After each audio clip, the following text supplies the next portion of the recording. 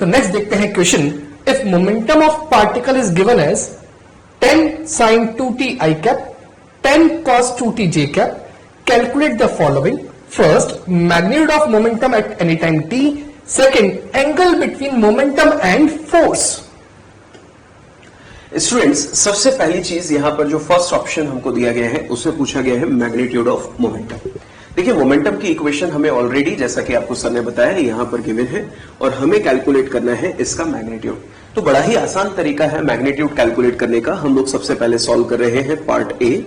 Magnitude हमें calculate करना है मोमेंटम का, तो इसको कैलकुलेट करने के लिए हम लोग क्या करेंगे, square root of coefficient of I cap. Coefficient of I cap अगर हम देखें तो कितना है, 10 sin 2t, इसका square, correct, plus coefficient of J cap का स्क्वायर, और वो है 10 cos 2t और इसका स्क्वायर। अब इसे हमें सिंप्लीफाई करना है। स्टूडेंट्स देखिए, अगर इसको हम लोग सिंप्लीफाई करें तो ये हो जाएगा 10 का स्क्वायर कितना हो जाएगा 100, और इसका कितना हो जाएगा साइन स्क्वायर 2t। सिमिलरली अगर हम लोग इसकी बात करें तो यहां भी होगा 100 और ये हो जाएगा कॉस स्क्वायर 2t। बच्चों, यहां पर एक ट्रिग्नोमेट्रिकल आइडेंटिटी हमें याद आ रही है। अगर हम लोग इस इक्वेशन से 100 को कॉमन निकाल लें तो हमारे पास ब्रैकेट में क्या बचेगा, sine square 2t plus cos square 2t which is equal to 1। तो डेफिनेटली यहां पर हमारे पास बचने वाला है रूट ऑफ 100, जिसकी वैल्यू होगी 10 kilogram metre per second. This is the value of magnitude of momentum, जो कि हमारे फर्स्ट क्वेश्चन का सही आंसर है। बिल्कुल। अब जो नेक्स्ट क्वेश्चन की बात कर रहे हैं, angle between momentum and force. तो यहां पर आपको कोई फोर्स नहीं दे रखी, इसका मतलब आपको फोर्स फाइंड आउट करनी पड़ेगी। तो जैसा अपन ने देखा था कि फोर्स के अंदर, ध्यान देना, सेकंड पार्ट की बात कर रहा हूं, फोर्स क्या था, F vector is equal to dp by dt। अब बच्चा यहां पर इसका आपको डिफरेंशिएशन करना पड़ेगा। तो इसका जब डिफरेंशिएशन करेंगे तो देखो ध्यान से, मैं लिख सकता हूं पहले टर्म का डिफरेंशिएशन, क्या ये 10 तो कांस्टेंट है। अब कॉस का डिफरेंस, साइन का डिफरेंशिएशन क्या होगा, कॉस, तो क्या लिख रहा हूं बच्चा, 10 cos 2t। अब एक बार और ध्यान दो, फिर अंदर वाली टर्म का डिफरेंशिएशन होगा तो इनटू क्या हो जाएगा 2, बिकॉज 2t का डिफरेंशिएशन क्या होगा 2, तो इसलिए यहां पर लिख दिया इनटू 2, और आई कैप है तो into I cap, plus 10 cos 2t का डिफरेंशिएशन, तो 10 तो कांस्टेंट है और cos का डिफरेंशिएशन माइनस साइन, तो यहां पर क्या टर्म आएगी, माइनस 10 sin 2t। अब अगेन जो अंदर वाली टर्म है इसका डिफरेंशिएशन कितना आएगा 2, तो यहां पर लिख दूंगा इनटू 2 j कैप। अब बेटा ध्यान देना, मैं इसको और सिंप्लीफाई तरीके से यहां पर लिख रहा हूं। इस जगह अगर F vector is equals to कितना आएगा, ये 2 और ये 10 मिलकर 20 बन जाएगा, 20 cos 2t आई कैप माइनस ये माइनस और ये 2 और ये 10 कितना हुआ 20 sin 2t j कैप। तो ये तो अपने पास सिर्फ फोर्स आया, पर क्वेश्चन में क्या पूछा, मोमेंटम एंड फोर्स के बीच में एंगल क्या है। आपको 100% याद होगा कि cos थीटा, जब भी कोई दो वेक्टर के बीच में एंगल निकालना होता है तो अपन क्या लिखते हैं, cos theta F dot P upon mod F mod P। याद करो, ये वही फॉर्मूला है जो आपने डॉट प्रोडक्ट में सीखा था, A vector dot B vector equals to AB cos theta. मैं वहीं से फॉर्मूला लेके आया हूं। तो बेटा अब F डॉट P करते हैं, तो फोर्स वेक्टर कौन सा है, ये वाला, और P वेक्टर कौन सा है, ये वाला। तो डॉट प्रोडक्ट आपको आता होगा, यहां पर आई कैप, यहां पर आई कैप, तो आई कैप वाले का मल्टीप्लीकेशन हो जाएगा, क्या बचेगा वो लिख देते हैं। क्या is it equal to 10 sin 2t 20 cos 2t, क्या is it equal to 200 sin 2t cos 2t, तो 200 sin 2t cos 2t। Similarly next term 10 cos 2t j cap वाली minus 20 sin 2t j cap वाली, दोनों j cap वाले multiply हो जाएंगे, तो क्या बचेगा माइनस 200, क्योंकि इधर 10 है, इधर 20 है, उधर 10 है, यहां पर sin 2t, यहां पर cos 2t, तो क्या बचेगा 200 sin 2t cos 2t। और नीचे आएगा इनका पूरा magnitude mod F mod P। तो बेटा ध्यान रखो, एकदम से टाइम खराब नहीं करना कि हाथ तो हाथ मैग्नीट्यूड निकाल लिया। अगर तुम ढंग से देखो तो ऊपर पहली टर्म अगर आप ध्यान दें तो ये पहली टर्म पॉजिटिव है, same to same second term में पर ये नेगेटिव है, इसका आंसर क्या आएगा 0। तो आपका cos थीटा की वैल्यू आ गई जीरो, और जीरो अपॉन एनीथिंग भी जीरो होता है। अब बेटा cos थीटा जीरो है, इसका मतलब थीटा कितना होगा? 90 डिग्री। बिल्कुल सर, तो यहां पर थीटा हो गया 90 डिग्री, तो इसका आंसर क्या होगा? Angle between momentum and force is 90 degree. तो सर ने बहुत एक अच्छी बात यहां पर आपको कॉन्सेप्चुअल बताई कि जब भी हमें दो वेक्टर क्वांटिटीज के बीच का एंगल कैलकुलेट करना है तो हमें वहां पर उन दोनों क्वांटिटीज के लिए डॉट प्रोडक्ट कर देना चाहिए, and with the help of this relation हम लोग इस तरह के क्वेश्चन सॉल्व कर सकते हैं। बिल्कुल। नेक्स्ट क्वेश्चन की तरफ बढ़ते हैं, और क्वेश्चन हमें दिया गया है, a particle of mass 2 kg is dropped from a height 80 metre and after striking on ground it rebounds to a height of 5 metre. Time of contact is 0.4 second. Then find force exerted by ground on particle. Students, यहां पर भी हमें एक concept सीखने को मिलेगा, उसको हम ध्यान से समझें। सबसे पहले हमें क्वेश्चन में क्या बात बोली जा रही है उसको हम लोग डायग्रामेटिकली ड्रॉ कर लेते हैं। मानकर चलिए कि यहां एक सरफेस है और हमने 2 kg के पार्टिकल को ड्रॉप किया है। बच्चों हम जानते हैं ड्रॉप किया है तो इनिशियल वेलोसिटी कितनी होती है? 0। हमने ड्रॉप किया इसको 80 मीटर हाइट से, मतलब ये बॉडी कुछ इस तरह से नीचे आई होगी, और मान लेते हैं कि h is equal to 80 metre height से इसको हम लोगों ने ड्रॉप किया है। बच्चों जब ये टकराई होगी यहां पर, तो इस समय अगर हम लोग इसकी वेलोसिटी लिखें तो वेलोसिटी कितनी होगी? √2gh downwards. और हम लोग यहां पर इस क्वेश्चन में, जैसा मैंने आपको स्टार्टिंग में ही बोल दिया था कि डायरेक्शन लेना मस्ट है, तो अगर हम लोग डाउनवर्ड डायरेक्शन को नेगेटिव और अपवर्ड डायरेक्शन को पॉजिटिव मान लें तो यहां पर ये जो वेलोसिटी होगी इसको मैं लिख सकता हूं -√2gh। माइनस क्या है? डाउनवर्ड डायरेक्शन को। तो देखिए अगर हम लोग यहां पर g की वैल्यू 10 कंसीडर करें और h की वैल्यू हमें कितनी दी गई है? 80, तो इसको सॉल्व करने पर ये वैल्यू आएगी -40 मीटर पर सेकेंड। ये हो गई हमारे पास स्ट्राइकिंग वैल्यू। अब क्वेश्चन में बोला जा रहा है कि टाइम ऑफ कांटेक्ट 0.4 सेकंड के बाद ये बॉडी रिबाउंड होती है up to height of 5 metre. तो मान लेते हैं कि यहां से ये बॉडी वापस से रिबाउंड होती है और रिबाउंड होके नेक्स्ट हाइट 5 मीटर तक ये मूव करती है। तो बच्चों रिबाउंड होके जब ये यहां पर आएगी तो फाइनल इसकी वैल्यू यहां पर भी वेलोसिटी की क्या हो जाएगी? 0। पर जब ये रिबाउंड होगी इस पॉइंट पर तो इसके पास जो वेलोसिटी होगी, मैंने मान लिया कि ये वाली जो वेलोसिटी है वो डाउनवर्ड है, तो ये वेलोसिटी क्या होगी? अपवर्ड, और इसकी वैल्यू होगी +√2gh1। और √2gh1 है तो हम लोग अगर इसकी वैल्यू प्लेस कर दें तो g की वैल्यू 10 और ये हो गया 5, तो सॉल्व करने के बाद ये कितना आएगा? +10 मीटर पर सेकेंड। तो बच्चों हम लोगों ने एक बात पे गौर किया कि इस क्वेश्चन में direction of motion of ball change हो रही है, तो वो डायरेक्शन हमें कंसीडर करना जरूरी है। अब देखिए बच्चों हमसे क्वेश्चन में जो पूछा जा रहा है, force exerted by ground on particle. तो अभी अभी हम लोगों ने बात की कि एवरेज फोर्स अगर कैलकुलेट करें तो इसकी वैल्यू जो होगी हमारे पास वो होगी mass into v final minus v initial upon t। इसको हम लोग आगे सॉल्व करते हैं। तो यहां पर लिख सकते हैं अपन F average is equals to mass कितना दे रखा है? 2 kg, तो 2 v फाइनल जैसा सर ने निकाला, क्या this is the final velocity that is +10, तो लिख रहा हूं मैं 10 माइनस v इनिशियल टकराने से जस्ट पहले वाली velocity, striking velocity that is -40, तो यहां पर लिख रहा हूं मैं -40 upon contact time. Contact time कितना दे रखा आपको? 0.4 सेकंड। इसका यहां पर आ गया 0.4। इसको सॉल्व करेंगे तो कितना आएगा? 10 + 40, क्योंकि माइनस माइनस प्लस हो जाएगा, 50 × 2 100 अपॉन 0.4, तो यहां पर आया 100 अपॉन 0.4।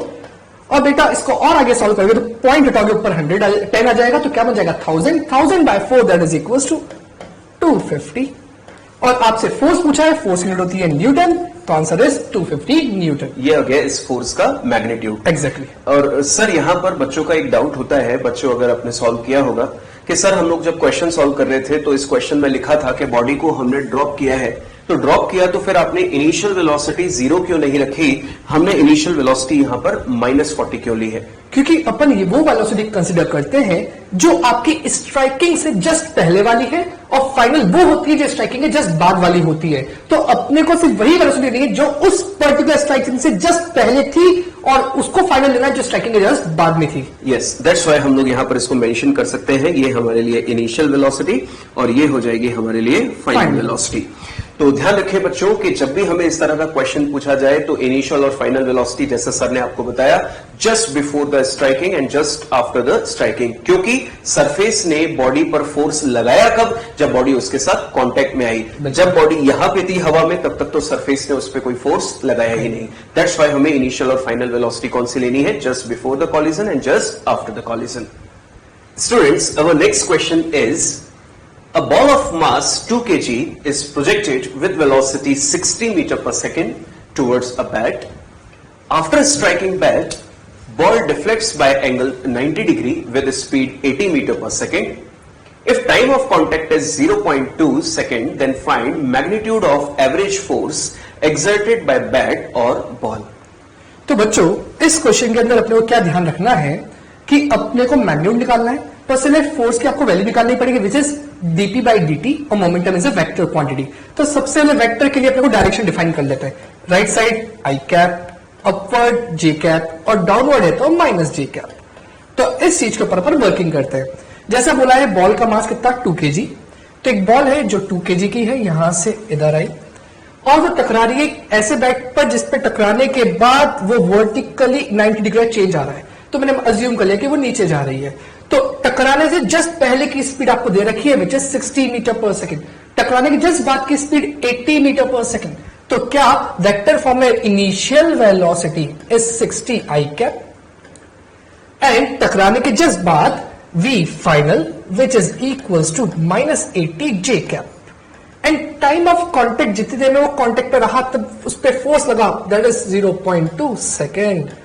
अब आप निकालना है मैग्नीट्यूड ऑफ फोर्स। तो इसके लिए फॉर्मूला जैसा आपको सर ने बताया था F is equals to m v final minus v initial upon t और सब कुछ वेक्टर क्वांटिटी है।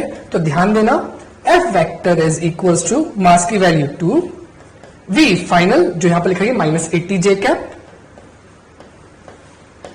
Minus v initial is 60 I cap and time is 0.2 second. अब यहां से अपन सॉल्व करेंगे तो बेटा यहां से फोर्स की कौन सी क्वांटिटी है, वेक्टर क्वांटिटी, और क्या निकालना है अपने को मैग्नीट्यूड। तो पहले फटाफट से इसका फोर्स की वैल्यू क्या है चेक कर लेते हैं। तो आंसर आएगा F vector is equal to, point हटाएंगे 10 ऊपर जाएगा, 2 से 2 कैंसिल हो जाएगा, क्या बचेगा -800 जे कैप -600 आई कैप एंड इसका मैग्नीट्यूड ढूंढना है।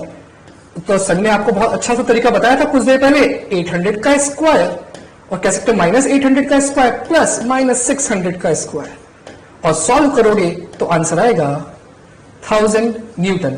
सर यहां पर स्टूडेंट सॉल्व करते टाइम एक बहुत कॉमन क्वेश्चन पूछते हैं कि सर आपने टकराने के बाद इस बॉल को डिफ्लेक्ट कर दिया वर्टिकली डाउनवर्ड्स माइनस जे कैप में, पर हम जब क्वेश्चन सॉल्व कर रहे थे तो हमने 60 आई कैप के बाद डिफ्लेक्ट कर दिया था वर्टिकली अपवर्ड्स और उसको हमने ले लिया था +80 जे कैप। तो क्या ऐसा अगर हम लोग करते हैं तो क्या हमारे आंसर के मैग्नीट्यूड पे कोई फर्क पड़ेगा? सर कोई फर्क नहीं पड़ेगा मैग्नीट्यूड पे। अपन ने ये बात पहले ही बोली थी, अगर मैग्नीट्यूड है तो डायरेक्शन का कोई इफेक्ट नहीं पड़ेगा, सिर्फ और सिर्फ इतना सा इफेक्ट पड़ेगा अगर आपको वेक्टर बोलते तो जरूर मेंशन करते कि बॉल टकराने के बाद ऊपर जा रही है या नीचे जा रही है। क्योंकि उनको सिर्फ मैग्नीट्यूड ढूंढना था इसलिए उन्होंने डायरेक्शन नहीं बोला। तो आप +80 जे कैप लेके सॉल्व करो, मैग्नीट्यूड आपका अभी भी 1000 न्यूटन ही आएगा। बिल्कुल। बढ़ते हैं स्टूडेंट्स अपने नेक्स्ट इंपॉर्टेंट केसेस की तरफ। और स्टूडेंट्स ये क्वेश्चन बहुत ही इंटरेस्टिंग है और इस क्वेश्चन को जब हम लोग सॉल्व करते हैं तो इस क्वेश्चन का कॉन्सेप्ट सीखने के बाद जो इसके नेक्स्ट केसेस होते हैं वो ओरली हम लोग सॉल्व कर सकते हैं, क्योंकि हमें इसका कॉन्सेप्ट समझ में आना चाहिए। देखिए इंपॉर्टेंट केसेस जो फर्स्ट हमें दिया है केस 1, उसमें आप देख रहे हैं कि एक m मास की बॉल है जो इस डायरेक्शन में, मान लेते हैं कि ये एक वॉल है और इस वॉल को हमने कंसीडर कर लिया कैसा, स्मूथ, एक स्मूथ वॉल है और स्मूथ वॉल का ये क्या हो जाएगा, नॉर्मल। तो जो बॉल है वो नॉर्मल से थीटा एंगल पर आके स्ट्राइक कर रही है और थीटा एंगल पर ही रिफ्लेक्ट हो रही है। तो हमें क्वेश्चन में पूछा जा रहा है कि एक तो change in momentum of ball calculate कीजिए और साथ में हमें कैलकुलेट करना है magnitude of average force exerted by this wall on the ball. तो स्टूडेंट्स सबसे पहले अगर एक डाउट हम लोग यहां पे रखें जो बच्चे जनरली हमसे पूछते हैं वो ये होता है कि सर जब ये टकरा रही थी तब भी मोमेंटम mv था और टकराने के बाद भी वो mv है, तो फिर चेंज इन मोमेंटम निकालने का सिग्निफिकेंस क्या है? वो तो पहले भी mv था और बाद में भी mv, तो अब हम उसको क्यों कैलकुलेट कर रहे हैं? तो चेंज इन मोमेंटम, जैसा कि सर ने बताया था कि मोमेंटम एक वेक्टर क्वांटिटी है और वेक्टर क्वांटिटी में अकेले मैग्नीट्यूड नहीं देखा जाता, मैग्नीट्यूड के साथ साथ डायरेक्शन देखा जाता है। ऑब्वियस सी बात है। और आप देख रहे हैं कि टकराने के पहले और टकराने के बाद में इसकी डायरेक्शन ऑफ मोमेंटम चेंज हुई है। तो क्यों ना हम लोग सबसे पहले जो मोमेंटम इस समय ऑब्लिकली हमें किसी एंगल पर दिखाई दे रहा है, इसको रिजॉल्व कर लेते हैं इसके कंपोनेंट्स में, तो हम लोग इसको आसानी से सोच पाएंगे। तो ऑब्जर्व कीजिए कि अगर हम लोग इसकी टेल से इसके कंपोनेंट कर दें, तो ऑब्जर्व कीजिए कंपोनेंट करने के बाद देखिए ये एंगल थीटा है, तो ये एंगल भी कितना होगा, थीटा, ऑल्टरनेट एंगल। बिल्कुल। और अगर हम लोग यहां पर एमवी के कंपोनेंट करें तो इस डायरेक्शन को हम लोग कंसीडर कर लेते हैं एज आई कैप। मान लीजिए ये वाली डायरेक्शन है आई कैप और वर्टिकली अपवर्ड डायरेक्शन हमने कंसीडर कर ली एज जी कैप। तो ऑब्जर्व कीजिए कि अगर हम लोग ये कंपोनेंट करें तो ये हो जाएगा M V cos theta I cap और ये हो जाएगा minus M V sine theta J cap. And similarly अगर हम लोग जो फाइनल वैल्यू है इसकी यहां पर इसकी टेल से अगेन हम लोग कंपोनेंट्स करें, तो देखिए कंपोनेंट करेंगे तो हमें यहां पर एक पॉइंट पता चल रहा है कि ये एंगल थीटा है, तो करस्पॉन्डिंगली ये एंगल भी कितना होगा, थीटा। तो अगर एमवी के कंपोनेंट किए जाए तो minus M V cos theta I cap और ये होगा minus M V sine theta J cap. ठीक है। तो ऑब्जर्व कीजिए हमने इनिशियल और फाइनल मोमेंटम की वैल्यू लिखी हुई है, that P initial is equal to M V cos theta I cap minus M V sine theta J cap. Final momentum is equal to minus M V cos theta I cap minus M V sine theta J cap. और जैसा कि हम लोग previous examples में आपको बता चुके हैं कि चेंज इन मोमेंटम कैलकुलेट करने का तरीका होता है that final minus initial momentum. तो अगर हम लोग फाइनल माइनस इनिशियल मोमेंटम करें तो ऑब्जर्व करने वाली बात है बच्चों, यहां पर एक बहुत अच्छा ऑब्जर्वेशन पॉइंट है। चेक कीजिए कि हम लोग जब भी यहां पर मानकर चले कि बॉल इसके साथ टकराई होगी तो बॉल और वॉल के बीच में क्या होगा, कांटेक्ट। और ऑब्जर्व कीजिए कि जब इनके बीच में कांटेक्ट होगा, मानकर चलिए ये वॉल है और ये बॉल है, तो हम जानते हैं कि कांटेक्ट की वजह से एक फोर्स लगता है जिसको हम लोग क्या बोलते हैं, नॉर्मल रिएक्शन। और नॉर्मल रिएक्शन हमेशा कांटेक्ट सरफेस के या कांटेक्ट पॉइंट के परपेंडिकुलर लगता है। तो इमेजिन कीजिए कि ये हमारे पास वॉल है और ये है बॉल। तो जैसे ही आपस में कांटेक्ट में आए तो इन्होंने एक दूसरे पर जो कांटेक्ट फोर्स लगाया होगा, नॉर्मल रिएक्शन, तो इमेजिन कीजिए दीवार ने बॉल पे नॉर्मल रिएक्शन कहां लगाया होगा, बैकवर्ड्स। और अभी हम लोगों ने सेकंड लॉ में एक बात एक्सप्लेन की थी कि जिस डायरेक्शन में नेट फोर्स होगा या जिस डायरेक्शन में बॉडी पर फोर्स लग रहा है, मोमेंटम उसी डायरेक्शन का चेंज होगा। तो गौर कीजिएगा डायग्राम पे कि मान लेते हैं कि यहां पर बॉल इसमें कोलाइड की थी और इसके बाद यहां पर लगा होगा नॉर्मल रिएक्शन बॉल पर कुछ इस तरह से। तो देखिए टकराने के पहले हॉरिजॉन्टल मोमेंटम था mv cos theta I cap और टकराने के बाद है minus mv cos theta I cap. क्या आप ऑब्जर्व कर रहे हैं कि इसी डायरेक्शन में फोर्स लगा तो मोमेंटम भी हॉरिजॉन्टल डायरेक्शन का चेंज हुआ, जबकि वर्टिकल डायरेक्शन का इनिशियल मोमेंटम और फाइनल मोमेंटम एग्जैक्टली सेम है, क्योंकि हम पहले ही ये बात कर चुके हैं कि जिस डायरेक्शन में नेट फोर्स नहीं है उस डायरेक्शन में मोमेंटम चेंज नहीं होता।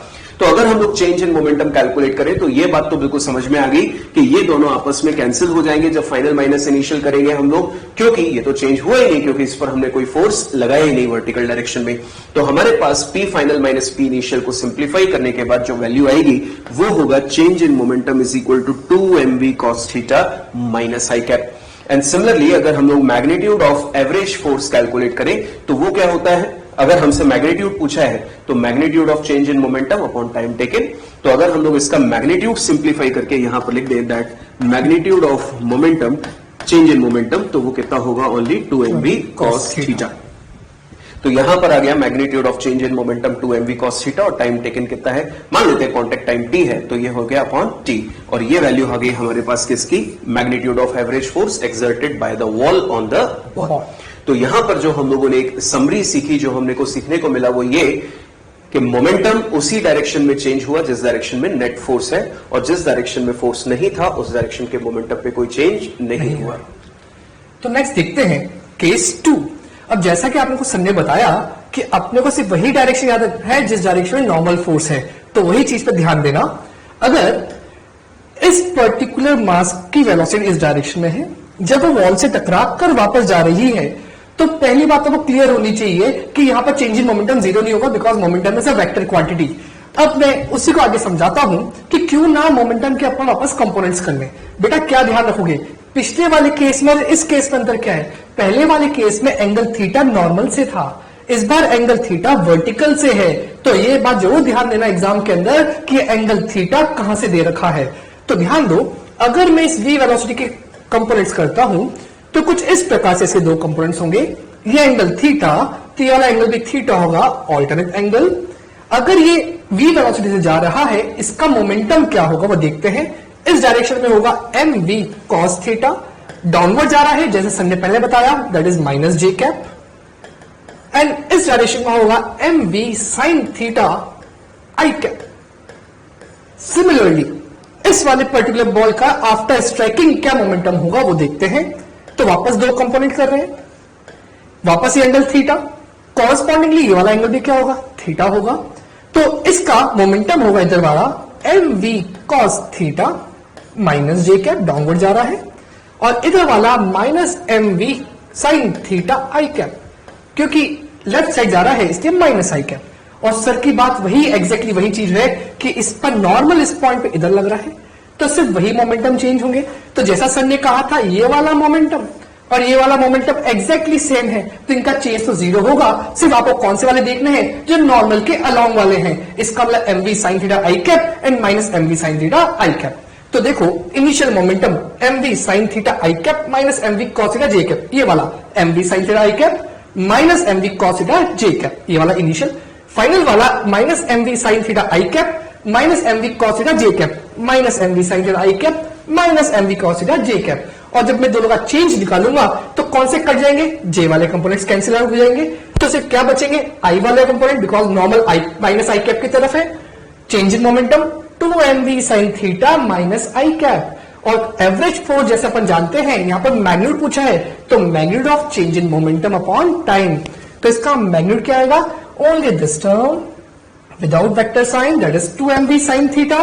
तो आंसर क्या होगा, 2mv sin theta upon T. तो एक बात ध्यान रखना यहां पर, जैसा सर ने बोला है कि एक तो नॉर्मल की तरफ वाले जो कंपोनेंट्स हैं वही चेंज होंगे मोमेंटम के, और दूसरी बात एंगल कहां से दे रखा है, हॉरिजॉन्टल से दे रखा है, तो यहां पर 2mv cos थीटा था, और अगर वर्टिकल से दे रखा है मतलब वॉल से दे रखा है, तो यहां पर 2mv sin थीटा है।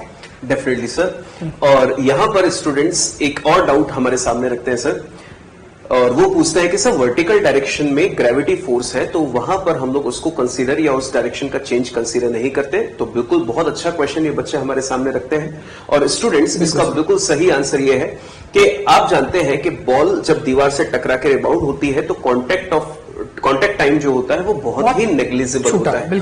और इतने नेग्लिजिबल टाइम में जो ग्रेविटी है वो बहुत ज्यादा सिग्निफिकेंट चेंजेस नहीं कर पाती, इसलिए हम लोग वर्टिकल डायरेक्शन में उसकी प्रेजेंस को उस छोटे से टाइम के लिए इग्नोर करके और सिर्फ यहां पर नॉर्मल रिएक्शन के इफेक्ट को कंसीडर करते हैं। एग्जैक्टली। बढ़ते हैं अपने केस थर्ड की तरफ, and the case 3 is, observe कीजिए बच्चों, अब तो यहां पर हमारे लिए क्वेश्चन बहुत ही आसान हो गया, क्योंकि अब यहां पर जो बॉल है वो बिल्कुल नॉर्मल के अलोंग जा रही है और नॉर्मल के अलोंग ही लौट कर आ रही है। तो अगर हम लोग इनिशियल मोमेंटम यहां पर बात करें तो इनिशियल मोमेंटम हो गया mv आई कैप, बिल्कुल। और बॉल जब रिबाउंड हो रही है इसी डायरेक्शन में तो फाइनल मोमेंटम हमारे पास हो गया कितना, माइनस mv आई कैप। तो ऑब्जर्व कीजिए बच्चों, इस बार तो बिल्कुल अगर हम लोग बात करें तो पूरा की पूरा मोमेंटम जो है वो हॉरिजॉन्टल डायरेक्शन में है, और जो नॉर्मल रिएक्शन बॉडी पर लग रहा होगा वो भी कहां लग रहा होगा, हॉरिजॉन्टल डायरेक्शन में। दैट्स वाई यहां पर मोमेंटम पूरा चेंज हो गया और डायरेक्शन हो गई माइनस आई कैप। तो ऑब्जर्व कीजिए, initial momentum mv I cap, final momentum minus mv I cap, और अगर हम लोग चेंज इन मोमेंटम निकालें तो हमेशा की तरह फाइनल माइनस इनिशियल वैल्यू।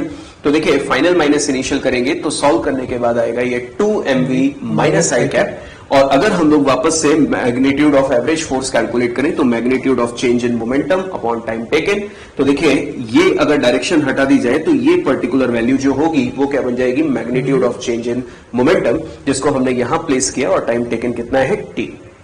बच्चों यहां पर एक स्पेशल केस बनता है और इस चीज को आप अच्छे से ध्यान से समझें कि देखिए अगर ये एक बॉल टकरा रही है और एक बॉल का हम लोगों ने t सेकंड के लिए यहां पर कैलकुलेशन किया, तो एवरेज फोर्स एक बॉल ने उस वॉल पे या वॉल ने उस बॉल पर कितना लगाया, तो आंसर आया 2mv बाई टी।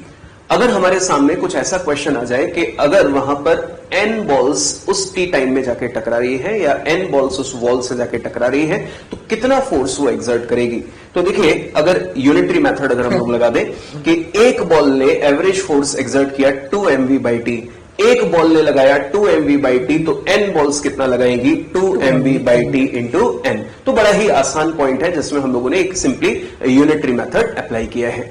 बिल्कुल। नेक्स्ट देखते हैं केस नंबर 4। केस नंबर 4 के अंदर क्या हो रहा है, डायग्राम पे ध्यान देना। बॉल तो गई पर यहाँ पर v0 है। ऐसा कब होता है, मान लो कोई स्टिकी बॉल है, उस स्टिकी बॉल को अपने दीवार की तरफ फेंका और दीवार पे ही चिपक गई, तो क्या उस केस के अंदर इनिशियल मोमेंटम तो क्या होगा mv, डायरेक्शन देखो i कैप, तो I can say initial momentum is mv i cap, और वो जाके दीवार से चिपक गई, तो क्या उस केस में वेलोसिटी क्या हो गई 0, या फिर अगर आपको ऐसा कह दे बस दीवार से चिपकने के बाद अपने को मालूम नहीं कि उसका क्या हुआ, तो बस अपन क्या कंसीडर करेंगे v इक्वल टू 0, मतलब फाइनल मोमेंटम इज 0।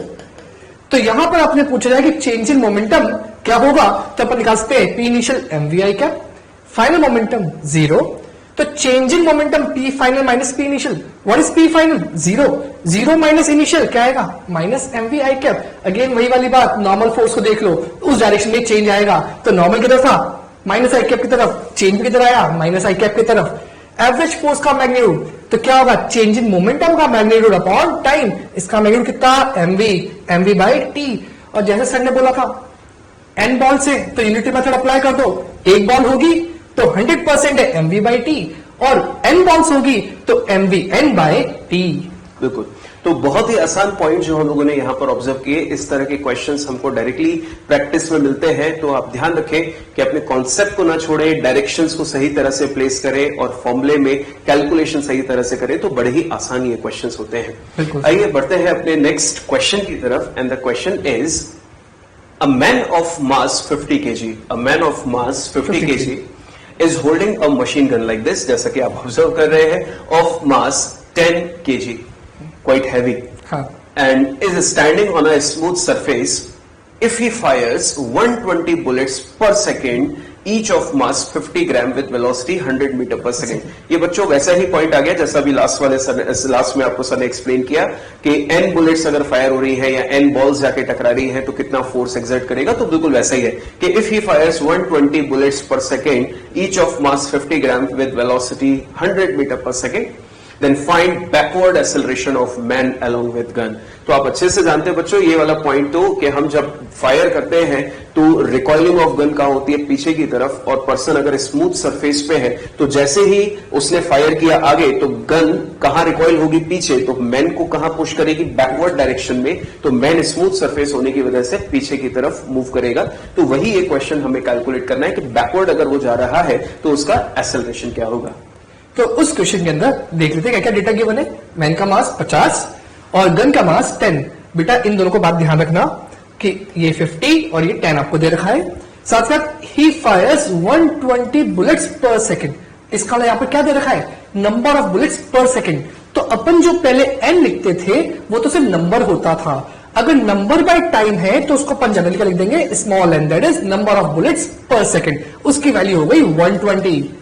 उसके बाद 50 ग्राम का बुलेट है, उसकी वेलोसिटी कितनी है 100 मीटर पर सेकंड। तो अपन देखो एवरेज फोर्स क्या निकालेंगे, average force acting on it is change in momentum का मैग्नीट्यूड अपॉन टाइम। तो यहां पर वही फॉर्मूला यूज कर रहे हैं N M V upon T, और जो n बाई टी है उसको small n which is equal to n into M into V. तो क्या चेक करें n की वैल्यू कितनी, तो n की वैल्यू कितनी हो जाएगी यहां पर 120। अब यहां पर एक वर्ड क्या लिखा है ध्यान देना, find the backward acceleration of man along with gun. तो एक्सेलरेशन के लिए फोर्स को डिवाइड करना पड़ेगा मास से, तो फोर्स किसका बुलेट्स के कारण जो आया m कितना बुलेट्स का 50 ग्राम 50 by 1000 into velocity which is 100। तो क्या कैंसिल आउट होगा यहां से टर्म्स, कितना आया 120 इंटू 5 600। बेटा ये 600 न्यूटन का तो फोर्स लगा, जैसे सर ने बोला था रिकॉइलिंग जैसा फोर्स। अब क्योंकि इंसान गन को हाथ में लेके खड़ा है तो मेरा मास 50 जो यहां पर दे रखा है, गन का मास 10, टोटल मास कितना हो गया 60। तो एक्सेलरेशन क्या होगा, एक्सेलरेशन होगा force upon total mass m total.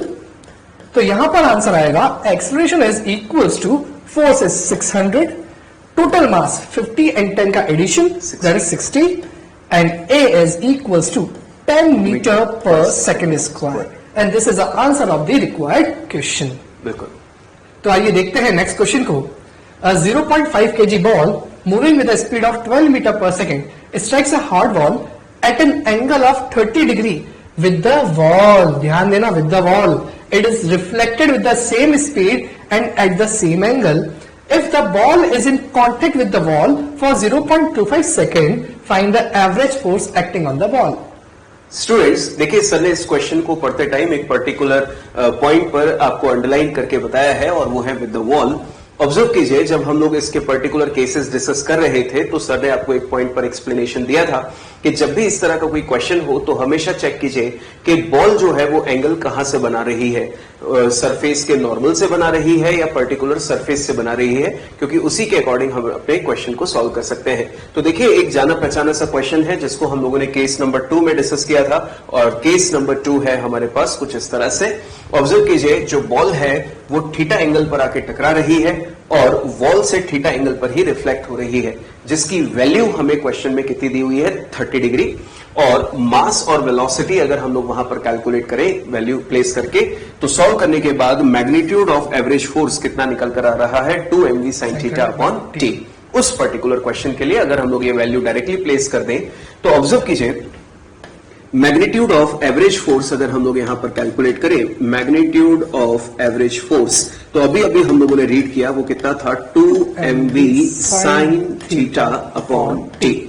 और देखिए, सभी वैल्यूज हमें इसमें दी गई है। अगर हम लोग उनको प्लेस करें तो देखिए, मास हमें कितना दिया गया है यहां पर, 0.5। सिमिलरली आगे बात करें तो हमें स्पीड की वैल्यू दी गई है 12, एंगल हमें दिया है 30 डिग्री sin 30, और यहां पर हमें दिया गया है time which is equal to 0.25। आगे बच्चों, अगर हम लोग इसको सिंप्लीफाई करें तो ऑब्जर्व कीजिए, sin 30 की वैल्यू कितनी होती है, 1/2। तो ऑब्जर्व कीजिए, 1/2 से इस 2 को हम लोग कैंसिल कर सकते हैं। 0.5 इंटू 12 कितना हो जाएगा, 6, और ये हो गया 0.25। अगर हम लोग यहां पर इस डेसिमल को हटाएं तो ऊपर आ जाएगा 220, तो ये हो जाएगा 600 अपॉन 25। बच्चों, इसको अगर हम लोग सिंप्लीफाई करें तो हमारा आंसर होगा 600 अपॉन 25। सॉल्व कीजिए, 24 Newton. 24 Newton the magnitude of average force. तो एक बहुत ही सिंपल क्वेश्चन था जो हमारे प्रीवियस केसेस पर बेस्ड था। बढ़ते हैं अपने नेक्स्ट क्वेश्चन की तरफ। A disk of mass 1 kg is kept floating horizontally in air by firing the bullets, each of mass 0.05 kg, vertically on it at the rate of 10 per second. If the bullets rebound with the same speed, then find the speed with which these are fired. बिल्कुल बच्चों, इस question में again मैं एक point पर explanation आपको देना चाहता हूं। केस नंबर 3 जो हम लोगों ने डिस्कस किया था, ये बिल्कुल वैसा ही है। ऑब्जर्व कीजिए, इस क्वेश्चन में हमको जो दिया गया है वो लिखा है, if the bullets rebound with the same speed. और इसी पॉइंट को अगर हम लोग अपने प्रीवियस केस में ऑब्जर्व करें, केस नंबर 3 में जैसा हम लोगों ने एक्सप्लेनेशन लिया था, ऑब्जर्व कीजिए, जिस मैग्नीट्यूड ऑफ मोमेंटम से जाके टकराई है उसी मैग्नीट्यूड ऑफ मोमेंटम से रिफ्लेक्ट हो रही है। तो एक बुलेट का जो एवरेज फोर्स एक्सर्टेड था वो कितना था, 2 mv/t। तो n बुलेट्स का कितना हो जाएगा, 2 mv/t इंटू n।